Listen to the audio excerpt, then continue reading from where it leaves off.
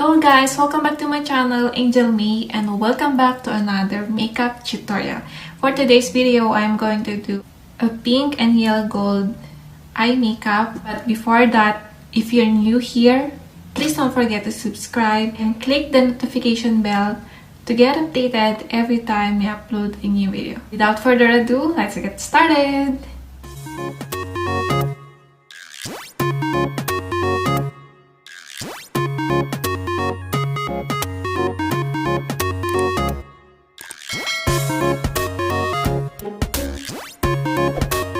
First step, I'm going to put a primer.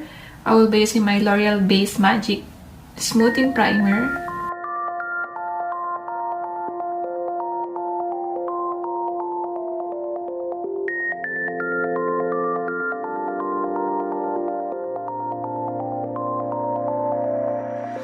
And then next is my brow. I will be using my Sleek Medium 821 Brow Kit.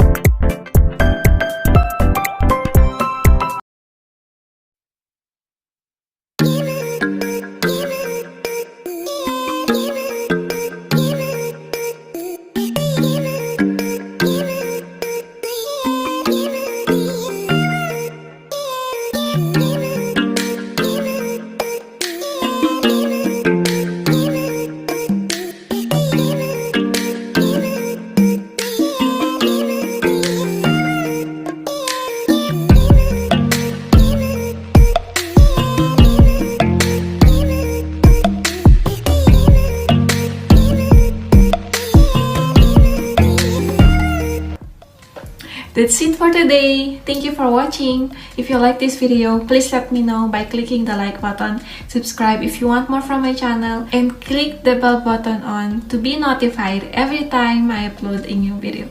I hope to see you guys on my next one. Bye!